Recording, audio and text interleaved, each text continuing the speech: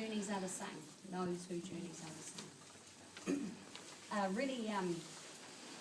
Probably a really important message I want to share with you all is that when you do your Ironmāori journey, it's about your expectations, okay? Not about the person next to you or your family members or anybody else's. Don't be sucked into trying to make their expectations your expectations, because you probably won't be able to meet their expectations because they'll always keep pushing you. So I just want you to make sure that this is your journey and you drive it the way that you want to drive it, not the way anybody else wants to drive it. And then it'll be more enjoyable. Wow. Are there any aquatic centres open after 9 o'clock? No. He's the Tuki brother. Current stream. Unfortunately, no. Any other questions? Right, so our evening starts 6 o'clock, every first Tuesday of the East one.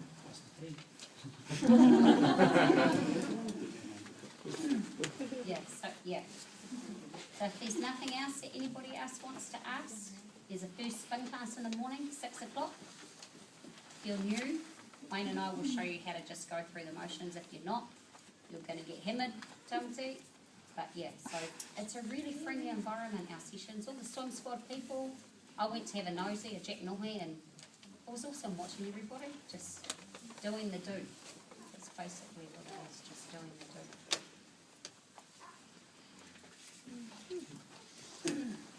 Good. I just want to thank you to you again tonight for coming along and just kind of reaffirm some of the things that we're quite staunch on. One is that our kaupapa is smoke-free, alcohol-free and drug-free. Our views are those are the things that hurt our people big time, you know, and I don't know what it is, but with Māori people we seem to be really open to addictions, you know. Everything, we love it. If it's got an addictive substance in it, whether it be butter or sugar or inu or whatever, we love it, you know, and so we've got to work together to try and prevent any of that stuff. So that's our kaupapa, and we stand quite strong by it, so to the point where even we won't accept sponsorship when it's from where it's sourced from either alcohol or tobacco or gambling, etc., because here those are things, as I say, we're quite strong on. The other thing as well, although our kaupapa and our events are called Ironmāori and that's our brand, it's not exclusively for Māori. And you sit around the room and we have non-Māori people sitting in here amongst us sharing the journey with everyone. And again, that's part and parcel of our kaupapa as well. We're not wanting to exclude anyone in our society. We all live together. However, the focus of our trust, and it is around welling our people.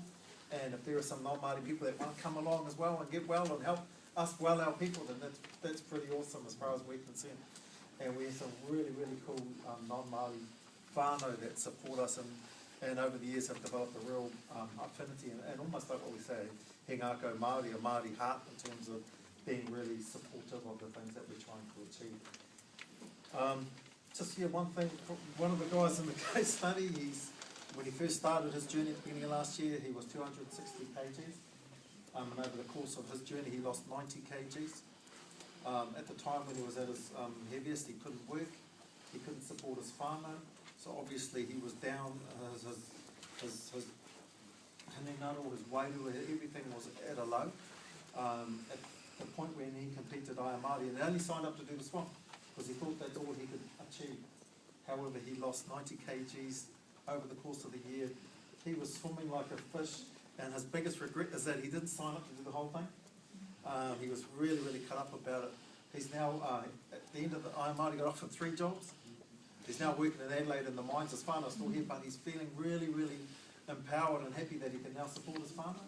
So, you know, his hinengaro's up, his wairu, everything. And so that's just one example of the kaupapa that we all share and that we all out there supporting the welling of our people. So again, here's what I mihi to you for coming along tonight. Thank you very much. Next info evening will be the first Tuesday of June, and the 4th of June.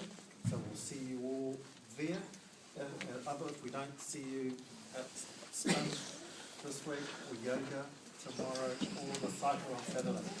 On the Saturday cycles, there's at least one or two support vehicles that come out as well, with bike racks on them, so don't feel like you're going to get out 20 kilometres out there and think, oh my goodness, I just can't cycle back, wave the support vehicle down. It's usually me. I'll just keep driving, and like I'll come up and go to stop, and I'll drive up another 500. You know, ready to hop in. But yeah, there are the support mechanisms out there to support you guys to achieve your journey. So again, enjoy your journey. And yeah, if you started filling out your forms, hand them into Kitty and Missy. But yeah, just before we go, just again to acknowledge that when the Timatanga of the Trust, Lee Grace at the back. Lee, as I said, sits at the back, keeps an eye on everyone, make sure everybody's doing what they're doing, keeps us all safe, make sure that in their revenue don't come down, shuts down, that when our taxes has to be paid, our tax, etc. His lovely wife at the back, Dr. Kitty Bird. Kitty's a doctor here at the tribunal. You wouldn't even know when we're out there that she's a doctor. You know, and I think that's the beauty of our kaupapa. When we're out there doing our thing, we're all the same. But it's really cool to know that we've got these types of people in our whānau when we're doing stuff. Luke Rowe, psychologist here at the tribunal. So, you know, as I say, and you wouldn't know that when you're out there with Luke. Luke's one of these freaks though, like Wayne. He'll let them go and say, oh, I thought I'd give him a 20-minute head start, see how long it takes to catch them. He did it really hard on Saturday though, because he was driving a support vehicle, because his wife had her first cycle, Adi had her first cycle.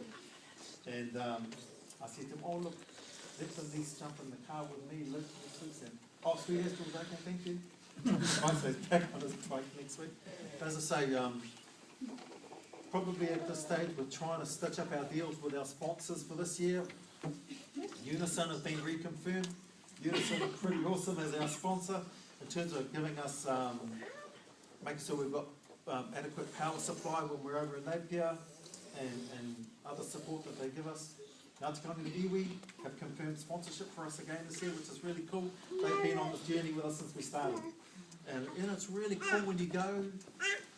You don't really know how cool that support is until you go to another iwi and you're running an event there and you think, oh my goodness, you know, they don't know us and so on. And we had that feeling in Tiatiawa, so we felt really special being Kapungu. The only thing I was a bit envious of was their mong over there. It was pretty cool. Wherever you go, you can see it. So we said to them, if you wake up on Sunday morning and your mong is gone, we put it on our van and take it. But yeah, with Kapungu Iwi, Unison, Central Health have confirmed, and we're working through our other kind of stable of sponsors getting around to get those. Of course, yeah, it's actually really expensive to run an event of the size that we run. When you go start closing down roads, it costs you thousands of dollars to close those roads down and to have traffic management. You know, you need to get the proper traffic management people into calling it. You're talking between 10 and 15 grand just for them. You know, so the costs soon mount up, and we're in the vicinity of about $150,000 to run our half. So those are the sorts. So we can't do that on your registration fees alone. We need to get sponsors in there. So we're really, really grateful for the sponsors that we have.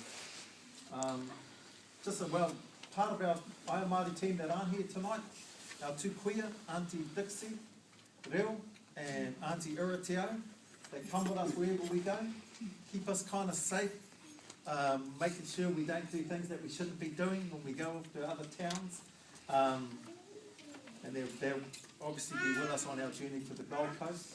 Te Rangi Huata, who creates this amazing environment for us with music, with the flags that we have from Ngāti Karangi Iwi, so when we go somewhere, and you know, we have our flags flying in there, and so that's something that's really, really unique. So Te Rangi's not here tonight, but he's someone that's a critical member of our team. So again, when we go to the Gold Coast, and in the Gold Coast, we've got a guy contracted to run our pull the event together for us. But we had a meeting last night. We were saying we're going to teach them a thing or two about running an event, because we reckon we run one of the best events in the country now.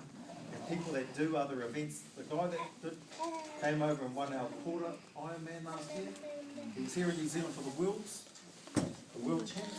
He was from England. He came and he he got a hold, he researched Ironmāori on the internet, he heard about it in England, he got a hold of Missy and Heather, said, I know it's closed, but please can I do this event?